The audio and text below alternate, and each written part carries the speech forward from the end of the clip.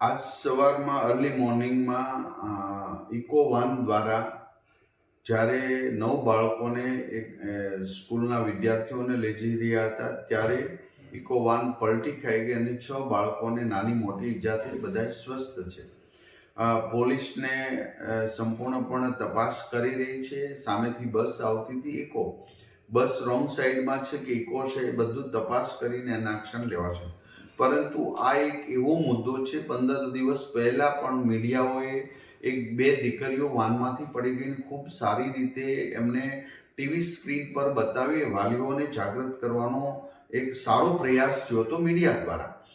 તો આજે પણ હું આ સ્કૂલ વાન એ વાલીઓ દ્વારા પ્રાઇવેટ બાંધવામાં આવતા હોય, હજી હું વિનંતી કરું છું વાલીઓને કે જે તમે સ્કૂલ વાન બાંધો છો કે જે સ્કૂલ વાન તમે પરચેસ તમારા બાળક માટે કરો છો તો એના માલિક, એના ડ્રાઈવર, એમનું કેરેક્ટર, આ બધી બાબતોમાં આપણે ચકાસણી કરવી જોઈએ.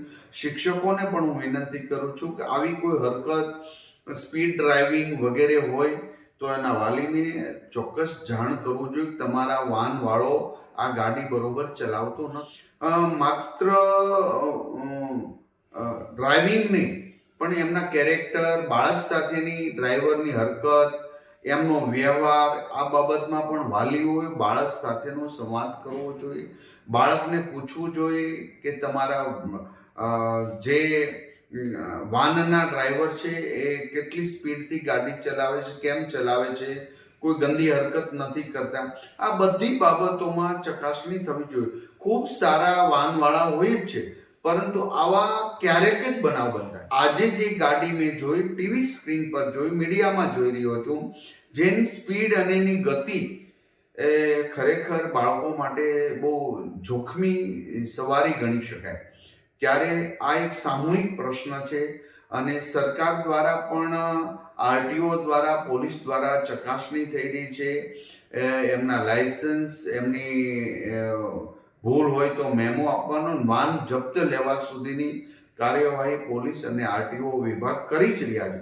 પરંતુ વાલીઓએ જે વાન બાંધે છે એ જ ત્યાંથી જ જો વ્યવસ્થિત રીતે કરવામાં આવે તો આવા પ્રશ્નો આપણે હલ કરી શકીશું. આવી કોઈ હરકત જાણવા મળે અથવા તો શાળાવાળાને પણ જાણવા મળે તો એમને ચોક્કસ લેખિત પોલીસની અંદર ફરિયાદ આપવી જોઈએ અને આને એક્શન લેવા છે. આજે જે ઘટના ઘટી છે એમાં પોલીસ તપાસ કરી, સીસી ફૂટેજના આધારે તપાસ કરી, સ્થળ તપાસ કરી અને એમાં જે એક્શન લેવાના હોય ચોક્કસ લેવા. ફરી વખત ઈશ્વરનો આપણે પાઠ માનીએ કે એક બાળકને બીજી કોઈ મોટી ઈજા ન થઈ અને સૌ હેમખેમ છે એ બદલ પ્રભુનો આભાર માનીએ છીએ. અને સૌ આપણે જાગૃતતા લોકમાનસ સુધી પહોંચાડીએ, વાલી સુધી પહોંચાડીએ, શિક્ષકો પણ વાલીઓને જાણ કરે.